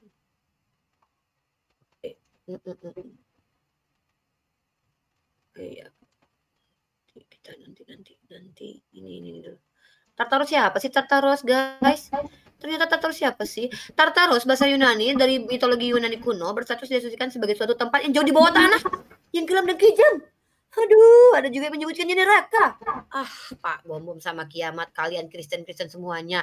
Ternyata bahasa asli dari kitab kalian yang adalah neraka itu berarti adalah Tartaros yang punyanya pagan. Kok kalian ngambil punya pagan sih? Kalian nggak bisa berdikari ya? Kalian sudahlah ketika kalian sekarang di Indonesia kalian ambil kata Allah, kata Rasul, Alkitab, pakai punya kami orang Islam, tiba-tiba kata Tartaros, bahasa neraka sama bahasa dunia tergelap itu Hades, kalian ambil punyanya orang Yunani atau pagan. Belum lagi bahasa kitabnya orang Yahudi ngaku-ngaku kalian itu punya kalian. Kalian kenapa sih nggak original? Hah? Kalian tuh suka banget yang ngambil punyanya orang Yahudi, punyanya orang Islam, sekarang punyanya orang pagan lagi kalian ambil. Aduh, kalau aku tuh malu banget. Untungnya aku nggak Kristen sih, untungnya aku Islam karena udah misalnya itu original gitu ya, gitu sih pakai bahasa asli. Masih lama? Oh masih lama, baiklah. Lagi ya, aduh banyak banget sih sebenarnya. Oh iya, by the way Kiamat, tolong dong nama satu arkeolog yang mengatakan ya, seorang yang berilmu loh, bukan Kiamat loh. Kiamat emang siapa? Orang yang berilmu yang mengatakan bahwasanya Allah itu berasal dari kata bahasa Sanskerta. Jangan ngadi-ngadi Kiamat, nggak main sama aku ngadi-ngadi ya. By the way tadi apa lagi ya? Apa tuduhan kamu tadi tentang ajaran-ajaran Islam? Janganlah ajaran orang Quraisy yang kamu bawa, ajaran Islam lah yang termaktub di dalam Al-Qur'an. Mana yang teridentifikasi sebagai ajaran pagan. Begitu cara menuduh kayak aku ini. Aku kan bilang tuh Paulus mengajarkan ajaran pagan. Contohnya dia mengutip perkataan dari seorang Epimenides. Kemudian di kitab kamu ada terbukti dongeng yaitu fabel. Kemudian nama-nama istilah di kitab kalian itu punyanya orang pagan. Nggak malu banget kalian gitu ya. Nggak malu banget. Dan terus juga nama kata Yahweh tadi, kata Yahweh itu ternyata adalah nama dari bahasa Latinnya Zeus. Oh my God. Kalian tahu nggak sih Zeus itu punya anak namanya Hercules 100%. Oke. Dengan manusia. Wah, aku ingat Yesus, rambutnya juga panjang, ganteng. Waktu habis. Habis beripat. Oke. Silakan. Oke, bentar. Ya. Paham di itu dulu, Kiamat saya bantu untuk menyampaikan supaya nggak lari. Umi Rifat tadi menyinggung terus 2 Petrus. Oh, nggak apa-apa Pak, biar aku aja. Ya. Nah, jadi nih, ntar aku share ya. Supaya Umi Rifat juga tolong ditanggapi ayat Al-Quran maupun hadis ya. Tolong jelaskan biar yang nonton juga ini mendapatkan hidayah. Ibu Rifat bantah dengan Al-Quran juga dan hadis ya. Ya. Tadi saya lihat nggak ada ini ya. Silakan. Oke, jadi yang pertama, yang tadi yang dituduhkan ya, bahwasanya YHWH itu berasal dari dewa. Ya, jadi kalau kita lihat ini, dikatakan gini, tulisan ini menyatakan bahwa pada tahun 1567, ya, seorang bernama Geberbradus atau yang dikenal dengan nama Gilbert ya, Genebrad ini menemukan bahwa nama dukan tadi adalah ini, yang tadi yang Jahwe itu yang dikatakan di sini. Ya, yang dikatakan di sini. Yang kemudian di sini dikatakan apa? Meminjam istilah dari Clement atau Alexander dari kalangan Plateos atau Gnostik ejaan Yunani dari nama Zeus, yaitu ini, yang kemudian juga dikenal sebagai Jove, dewa Jupiter. Ejaan dari ini agar penemuan ini adalah dukungan. Ia mengutip pula Alkitab Samaria. Ya, nah tetapi kalau kita kemudian cek, ini kan pada tahun 1567 narasi ini. Sedangkan nama YHWH itu dikatakan apa? Prasasti tertua Tetragrammaton itu adalah pada tahun 840. Sedangkan di dalam Alkitab sendiri, misalkan tulisan Musa, itu kan abad ke-15 sebelum Masehi, itu sudah mengenakan kata YHWH. Jadi menurut saya wajar ketika ada yang setelahnya yang kemudian mengenakan itu sebagai nama dewanya, ya berarti bukan YHWH-nya, yang maksudnya Tuhan Allah Israel yang adalah dewa, bukan. Nah, tetapi sebaliknya ketika saya kembalikan tadi, boleh di-pause dulu? Ya, saya share screen yang tadi. Udah 1 menit setengah. Bentar. Oke, mana tadi? Ini ya.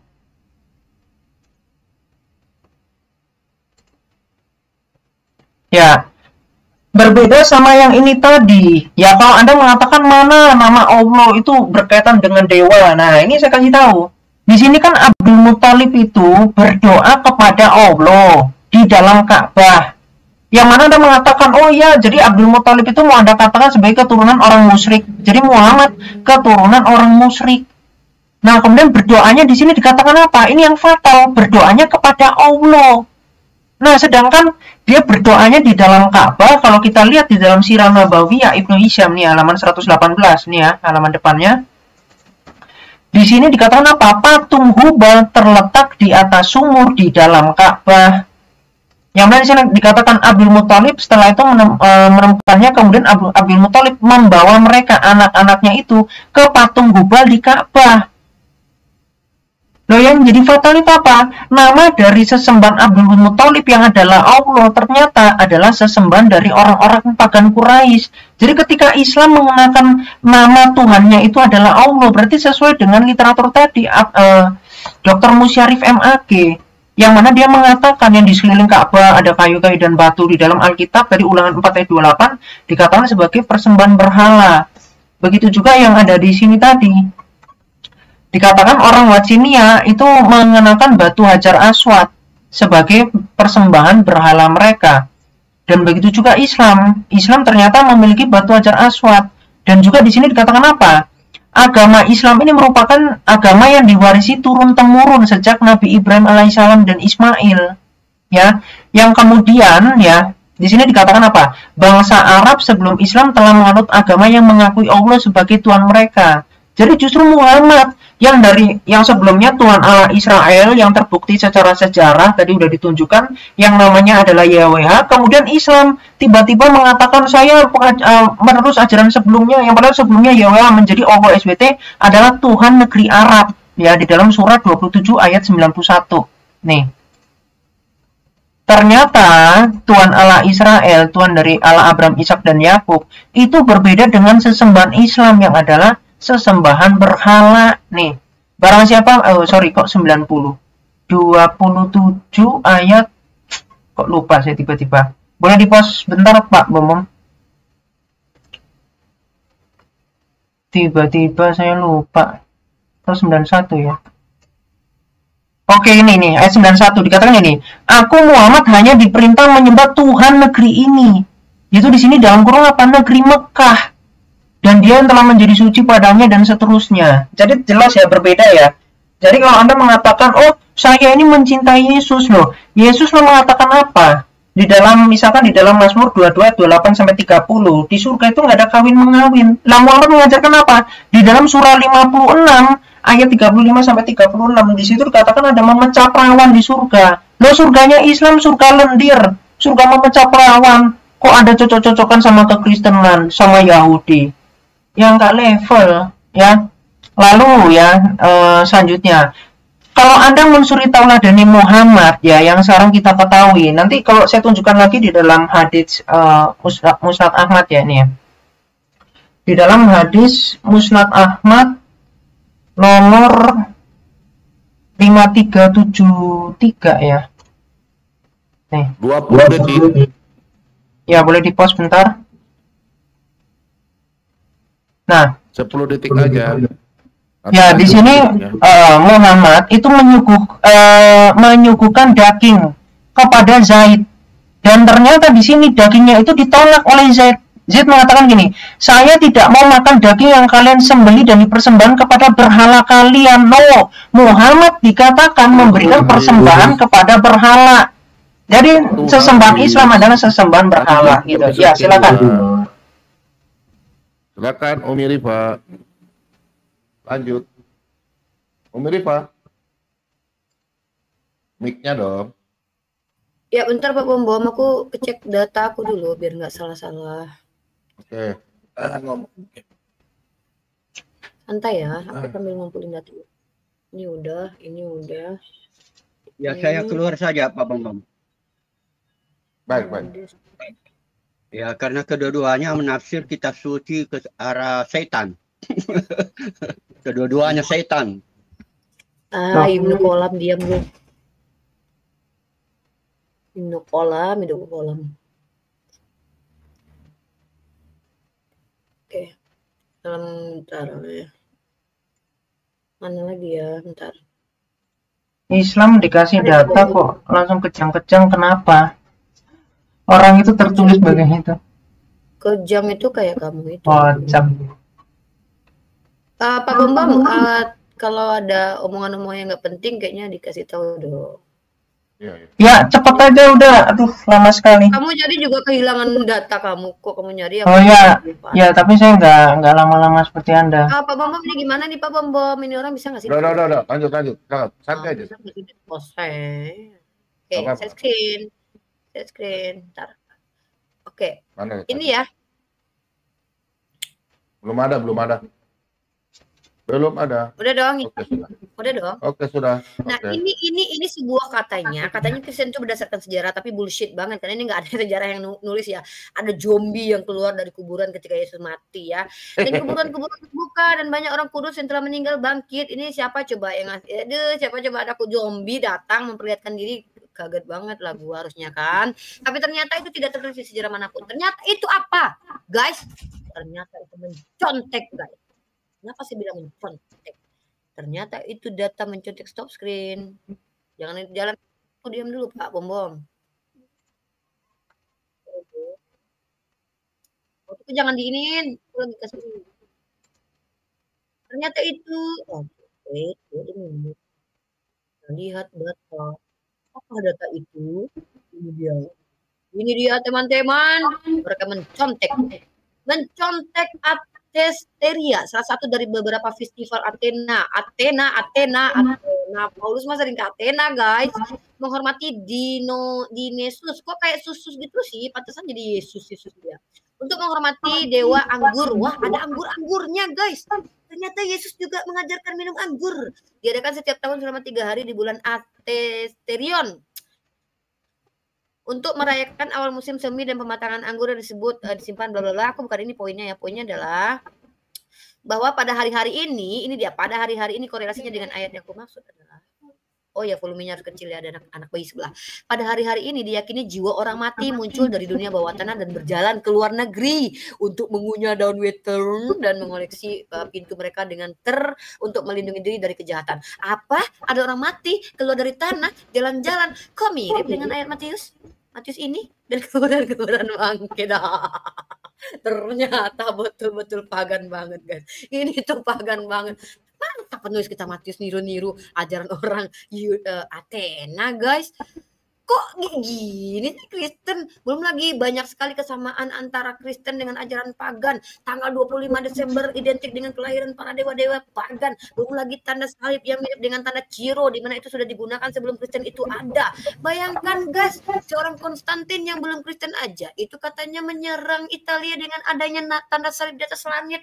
Siapa teh Konstantin? Emang Konstantin itu awalnya Kristen? Bukan, penyembah dewa matahari. By the way, kok ada matahari di belakang Yesus? Itu juga membagongkan saudara-saudara. Itu adalah bukti kepaganan yang hakiki. Mirip banget gitu simbol-simbolnya gitu. Belum lagi nama-nama yang di dalam kitab mereka. Belum lagi nama Yahweh yang ada nama Zeus, itu bapak-bapaan, domba-dombaan. Hei, kalian kenapa? Nggak indah ini banget sih, nggak original banget sih ajaran kan. By the way, kalau kami dikatakan mirip-mirip orang Yahudi, ya emang sih namanya Yahudi itu kan adalah sedikit ajaran yang baik tentang ajaran para nabi. Kan Bani Israel itu katanya kebenaran itu datang dari Bani Israel. Kok katanya Yahudi itu ajaran pagan? Sejak kapan orang Bani Israel menyembah pagan? Woi. Justru kalau ada kesamaan kami dengan orang Bani Israel, ya kami harus berbangga diri dong, karena kami ajaran samawi, ajaran dari langit.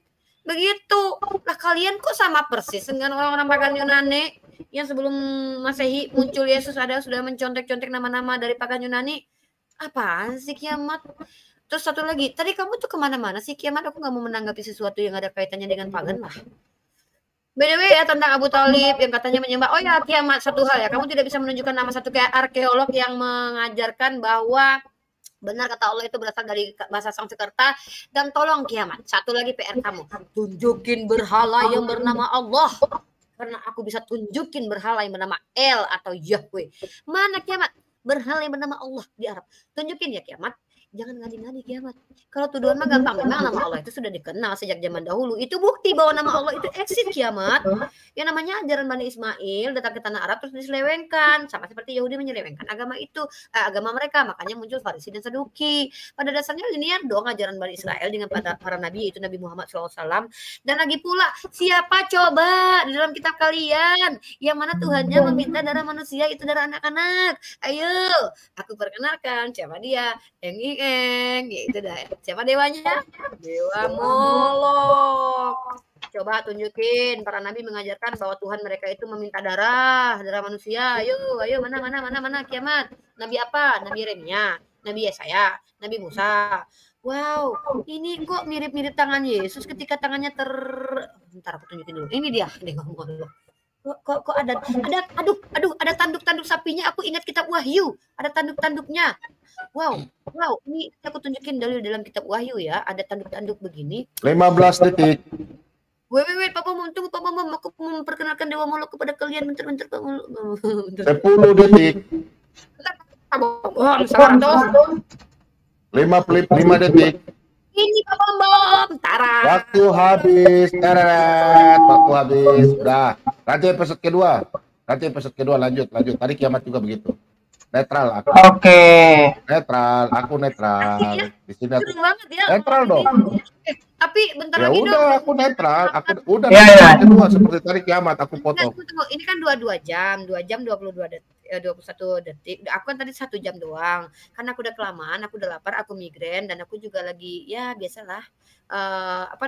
Tolong dong Kiamat, tunjukkan dong indikasinya mana. Jangan ajaran Bani Quraisy kamu kasih, yang ajaran Islam gitu. Udah, silakan. Ya. Kiamat, lanjut. Iya. Yuk. Belum, pengen makan tritung tapi udah kenyang sih makan tritung. Lanjut. Ya.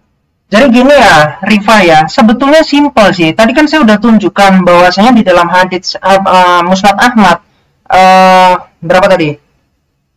Musnad Ahmad 5364 ya, yang mana batu Hajar Aswad itu dapat menghapus dosa. Itu merupakan ritual dari orang Watsiniyah ya, yang mencium batu.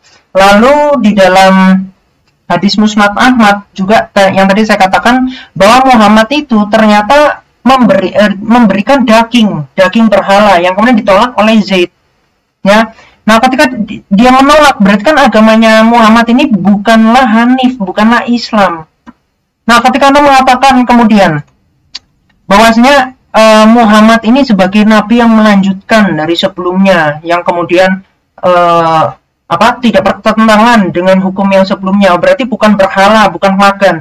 Sedangkan saya bisa menunjukkan, misalkan Muhammad ini menyekutukan Tuhan, ya dengan apa? Yang tadi di dalam Ulangan 4 ayat 28 tidak boleh mencium batu. Musa tamat di dalam 5373, ya yang mana itu adalah sesembahan berhala. Lalu tawaf tadi Bukhari 1424. Lalu hukum Taurat yang kedua, misalkan jangan membuat patung. Ternyata kalau kita cek di dalam Abu Daud, nih ya, 3627. Di sini dikatakan di dalam rumah Muhammad itu ada patung, ya.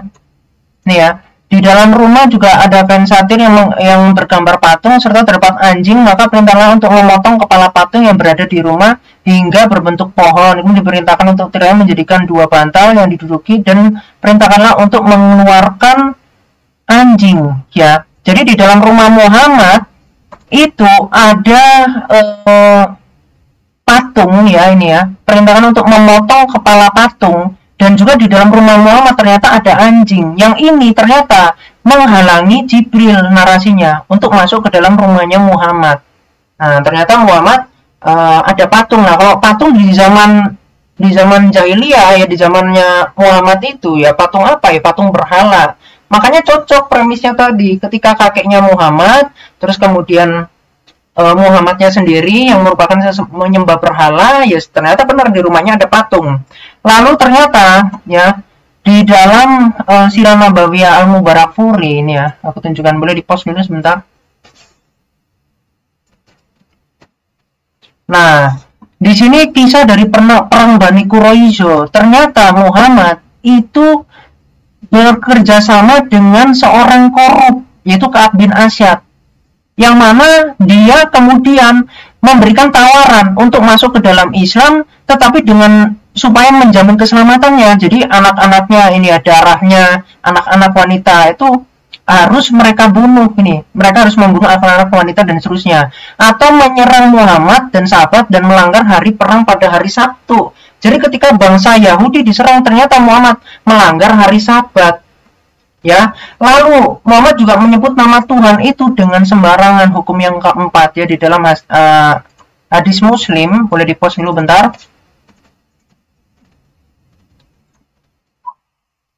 Nah, di sini apa yang dikatakan? Muhammad itu memerintah Allah, nih ya. Aisyah, tidak tahukah kamu apa yang pernah aku syaratkan kepada Tuhanku? Jadi ketika Aisyah mendengar Muhammad itu mencaci maki ya, melaknat. Lalu Muhammad ini mensyaratkan kepada Allah untuk apa? Untuk memberikan, untuk mengganti ya. Sesungguhnya aku telah memohon ya Allah, aku hanyalah manusia biasa. Jika ada seorang muslim yang aku laknat atau aku caci, maka jadikanlah hal tersebut sebagai pelebur dosa dan pahala baginya. Nah, ternyata perbuatan yang mencaci maki itu justru Muhammad bisa mengatur Allah untuk dirubah. Nah, ini kan sudah bentuk dari memerintah Tuhan ya. Lalu di dalam Musnad Ahmad, boleh di-post dulu.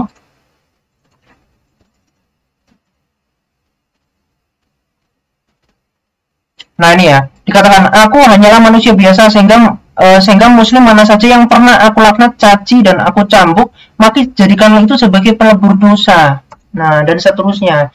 Dan juga Muhammad misalkan menyumpah serapai orang tuanya sendiri. Nah, ini kan kenapa ya? Karena tadi orang tuanya pagan, lalu karena Muhammad ini merupakan anak haram yang 4 tahun 9 bulan ya dikandung oleh ibunya, maka Muhammad itu kepahitan, mengatakan di dalam hadis Muslim ya 302. Nanti kalau ibunya di dalam hadis Muslim 1621, yang mana orang tuanya ini berada di dalam neraka. Jadi banyak sekali. Jadi semua 10 hukum Taurat itu memang dilanggar oleh Muhammad. Nah, lalu yang ini tadi, ternyata patung Hubal itu ada di dalam Ka'bah. Yang kemudian Abdul Muthalib itu mendoakan Muhammad ya di dalam Ka'bah itu, yang di situ berperantaran kepada patung Hubal.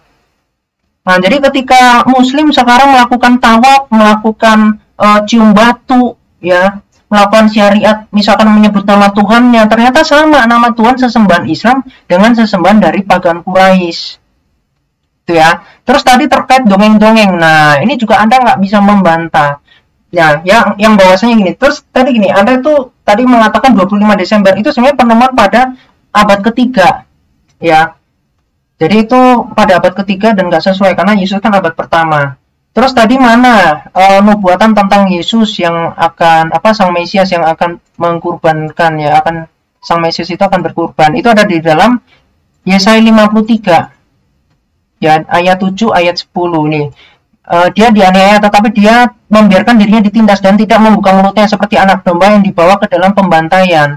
Lalu nanti Mazmur 22 itu juga berbicara nanti ada tangannya diputus maka tulangnya tidak akan patah dan seterusnya. Itu semua nubuatan. Lalu Mazmur 40 ayat 6 itu juga dikatakan bahwa hukum penebus dosa itu tidak diminta lagi. Oke, ya silakan.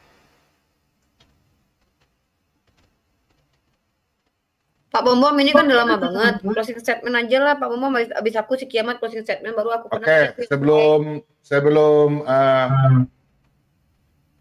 closing Aku statement. nggak mau lama-lama soalnya tadi Ya, ada pertanyaan nggak dijawab tadi, udahlah. Ya, udah. Oh, nggak dijawab apaan? Orang saya jawab. Mana berhalanya? Sudah. Loh itu tadi Allah di dalam dikatakan sebagai apa? Sesembahan orang pagan Quraisy. Allah ternyata sesembahan dari pagan Quraisy. Yaitu jawabannya sesembahan berhala. Allah, nama Allah itu sesembahan berhala. Betul, udah terjawab. Kenal, tapi berhalanya mana? Nah itu, pagan Quraisy kan penyembah berhala. Orang tadi Abdullah mau disembeli kok. Abdullah tadi mau disembeli. Ya udah sama. Berarti kan itu sama sesembahan Islam dengan sesembahan pagan Quraisy. Seorang ilmuwan yang bilang nama Allah itu berasal dari bahasa Sanskerta. Mana siapa ilmuwannya? Ya nanti saya akan tunjukkan jurnalnya. Ya. Ngapain kok ya udah sesembahan berhala orang udah terjawab kok. Nah, kamu akan bantah apa sesembahan berhala? Nama Allah, nama dari sesembahan pagan Quraisy. Oke, Ginca mau kasih tanggapi dulu sebentar ya. Nggak mau, aku nggak ada urusan sama Ginca. Aku mau closing, udah sih kiamat closing statement habis itu aku mau Loh, silakan kamu dulu, orang Kristen kok jadi kamu dulu. Silakan. Tadi aku duluan loh. Tadi aku duluan loh. Gimana sih Pak Bom? Silakan Umi Rifa aja, Umi Rifa mau turun. Aku duluan tadi. Berapa menit? Closing statement berapa menit? 2 menit. 5 menit lah closing statementnya, enak aja 2 menit. Oke, silakan. Oke, 5 menit. Oke, silakan. Pertama ya teman-teman yang ada di sini, aku minta mana berhalanya kalau memang Allah itu adalah berhala ya pagan, mana nggak ada patung pagannya. Yang kedua, siapa sih orang yang pintar atau ilmuwan yang mengatakan bahwasanya Allah itu berasal dari bahasa Sanskerta. Kiamat tidak mampu menunjukkannya, saudara-saudara. Jadi ini hanyalah bullshit aja itu, kayak aduh enggak banget. Tadi kalau aku tuh dari Berita Wahyu, terus dari kitab kalian, dari sejarah. Aku kasih lu datanya bukan dari data aku sendiri dan PDF-nya aku sendiri, guys. Aduh, parah kali kiamat. Dasar kau penghujat Yesus yang mengatakan Yesus terkutuk di Galatia pasal 3:13, kau kiamat pantesan kok kayak gini ya. Terus kita lihat ini di dalam kitab Para Rasul, guys ya. Bukan kisah Para Rasul ini. Oh ya, ini ternyata aduh. Ya pagan banget ini kisah Para Rasul pasal 14 nomor 12 ini. Barnabas mereka sebut Zeus, Paulus mereka sebut Hermes. Paganable pokoknya. Aduh, ini paganable banget ya Allah. Kemudian apa lagi ya? Subhatnya si kiamat. Aku tuh buktiin pertama nama Tuhan kalian Yahweh dari Zeus. Yang kedua, bahwasanya Yesus. Oh iya, satu lagi Dewa Molok. Mana Dewa Molok? Hai Dewa Molok yang diurapi, datanglah mana? Oh nih Dewa Molok. Dewa Molok. Ini si Molok ya. Ini Molok nih kok pakai tanduk nih. Kok kayak ada kisahnya nih. Oh, ini. Nih, tunjukin Molok nih. Ini Molok. Nih, Molok nih. Ini Molok. Nah, si Molok ini Baphomet. Ini patung Baphomet. Kok mirip-mirip Dewa Molok ya? Guys? Tangannya kok gitu-gitu ya? Tangannya kayak ada tanduk lagi dia ya. Nah, by the way, Molok inilah yang membutuhkan darah anak-anak. Dan ternyata yang setelah itu Tuhan yang membutuhkan darah manusia untuk penebus dosa. Itu diwarisi oleh siapa, saudara? Kalian tahu sendiri siapa? Itu ya Kristen dong, masa Islam. Satu lagi nih dalam kisah Para Rasul dalam Wahyu nih, kitab Wahyu. Aku kasih dulu, aduh habis suara aku bom. Ya. Ini dong, tadi ada tanduk guys. Kok ini ada tanduknya guys? Wahyu pasal ke-5 nomor 6 guys. Maka aku melihat di tengah-tengah tahta ada keempat makhluk itu dan di tengah-tengah tua-tua itu berdiri seekor anak domba seperti telah disembelih. Kok bertanduk 7? Mengingatkan aku kepada tadi yang bertanduk-tanduk tadi mirip-mirip banget ya. Wow, bertanduk 7, bermata 7, serem. Siapa itu anak domba? Aduh, takut aku mah. Gitu Pak Pom. Jadi intinya kalau mau menunjukkan agama itu terpapar pagan, buktikan dengan fakta, bukan dengan asumsi pribadi. Nggak akan diterima. Bawa dalil-dalil dari orang-orang internal kalian, jangan dari kalian sendiri. Dari eksternal, bukan dari kalian sendiri yang nggak percaya lah kita ini. Sebelum lagi ini nih. Apa tadi ya? Banyak ya. Oh ya, ekaristi. Ekaristi itu adalah hasil dari memakan dagingnya Dewa Osiris kalau saya tidak salah. Itu ada nanti aku nggak bisa tunjukin data ya. Sorry. Nanti aja lah bahas itu. Nanti di video aku. Terus satu lagi ya. Kenapa tanggal 25 Desember itu identik dengan kelahiran Dewa Matahari? Kemudian kenapa Yesus itu ketika berdiri di fotonya ada matahari di belakangnya? Apalagi ya. Banyak sih sebenarnya kepaganan kalian yang hakiki. Iya, kenapa kok mirip dengan Trimurti, Trinitas? Tunjukin nabi-nabi terdahulu yang mengajarkan ajaran Trinitas. Banyak banget lah, padahal mah nggak ada mah ajaran nabi terdahulu tuh monoteis seperti umat Islam gitu. Apalagi ya? Apalagi, oh ya, memang nama Allah itu, nah ini dia. Nama Allah itu memang dikenal karena memang nama Tuhan yang nggak mungkin berubah lah. Tapi orang-orang yang hidup pada waktu itu menyelewengkan, menyembah kepada dewa-dewa pagan. Bukan berarti Allah itu dewa pagan. Karena kalau memang bisa kalian buktikan, tunjukin salah satu bentuk patung Allah yang disembah oleh orang Bani Israel. Kalau nggak ada, berarti Allah bukan Tuhan pagan, melainkan Tuhan yang sesungguhnya yang tidak terdeskripsikan dan tidak bisa dipagankan ya. Apalagi ya, kalau Yesus mah jelas pagan lah, dia manusia gitu. Apalagi ya, itu aja sih Pak Bom, yang jelas kalian benar-benar identik dengan pagan. Banyak sekali istilah-istilah paganisme dari kalangan Yunani yang kalian comot kalian ambil di kitab kalian. Salah satunya Hades dan Tartaros. Dan juga ada Hermes dan Zeus, kemudian apalagi ya. Dan ritual kalian yang memakan daging dan memanung darah Tuhan itu juga dilakukan oleh Osiris. Belum lagi mayat bangkit dari kubur itu diambil dari peristiwa bangkitnya orang-orang alam kubur yang berjalan di dalam perayaan orang-orang Athena. By the way, Paulus itu pengajar ke Athena. 15 detik. Nah itu aja sih menurut aku yang perlu aku buktikan bahwa Kristen itu terpapar paganisme ya, karena memang pengajarnya salah satunya Paulus adalah orang yang sangat dekat sekali dengan orang-orang Romawi. Bahkan dia ketika menjadi mengajarkan Oke, waktu habis. Karena dengan Oke, waktu lanjut. Oke ya, baik, saya. terima kasih Pak Bombo. Ya, silakan kita tunggu dulu kata-kata dari kiamat dulu. Oke, silakan. Silakan kiamat. Oke ya, kamu dengar ini ya, saya tunjukkan. Oke. Oke, tadi Anda minta ya. Jadi ya udah, saya tunjukkan ya. Ini dari Stikom, ini adalah universitas ya. Ensiklopedia Dunia. Di sini dikatakan apa? Shin atau dalam bahasa Aramnya itu kemudian dikatakan ini apa? Adalah dewa bulan dalam bahasa Mesopotamia. Kemudian di sini dikatakan apa? Dan diidentifikasikan dengan Shin dari agama Semitik kuno yang kemudian yakni dewa bulan dengan nama yang sama kemudian disembah di Arab Selatan. Nah ya. Jadi udah jelas. Yang mana kemudian tadi dikatakan Dewa Hubal. Nah, ya udah, itulah terima ya. Jadi saya udah menjawab. Lalu Anda framing lagi udah dijawab ya WH. Ya WH kan tadi udah ditunjukin. Di sini dikatakan bahkan ini ya bukti prasastinya aja 840 sebelum Masehi. Sedangkan kemudian di sini dikatakan penyesatannya itu abad ke-15. Nah kok malah mau Anda cocok-cocokan? Kan nggak nyambung. Jadi pemikiranmu yang gabrul itu kamu cocok-cocokin. Itulah asumsi liar. Ya, yang Dewa Zeus lah apa. Itu padahal dijawab semua loh di dalam sarapan pagi.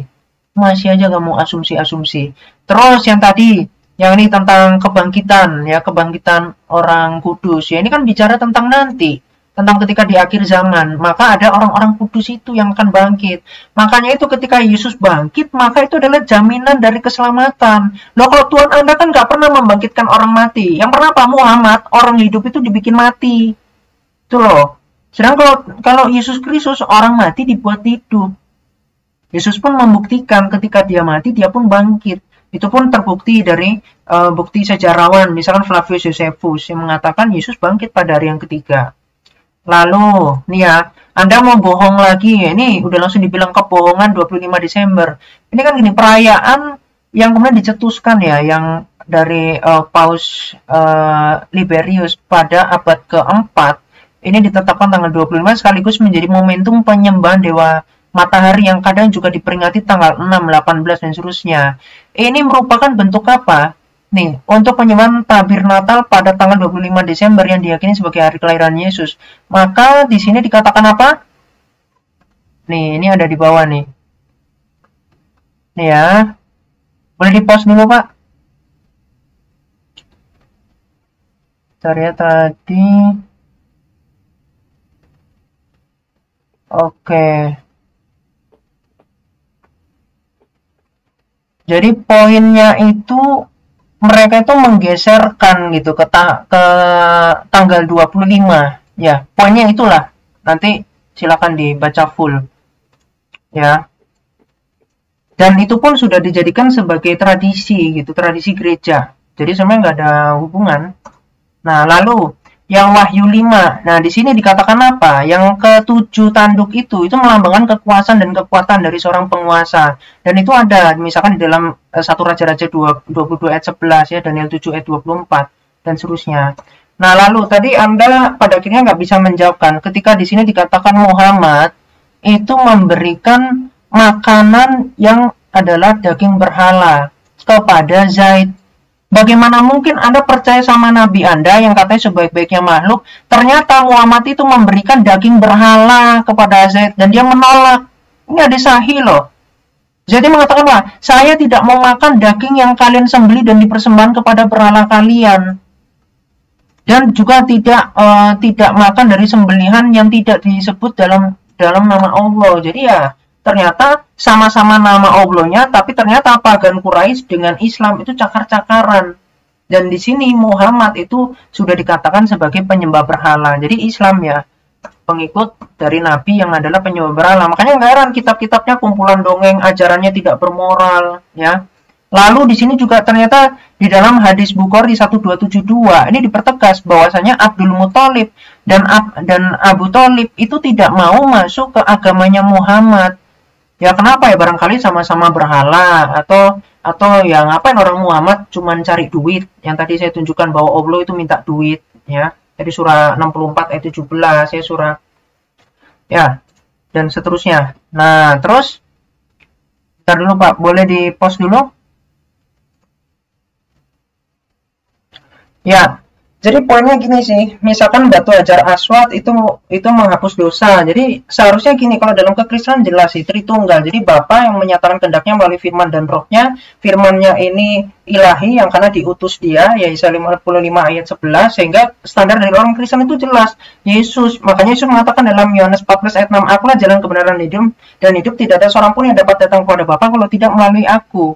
Nah, sedangkan Islam apa? Di dalam surah 4 ayat 80, taat kepada Muhammad, taat kepada Allah. Bagaimana mungkin umat Islam percaya bahwasanya Muhammad yang adalah penyembah berhala, lalu disetarakan dengan menyembah Tuhan? Mempercayai Muhammad sama setara dengan mempercayai Tuhan.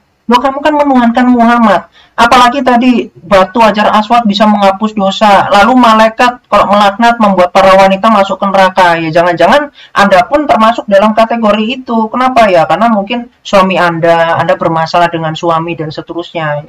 Ya itulah, itu di dalam kaidah Anda sendiri.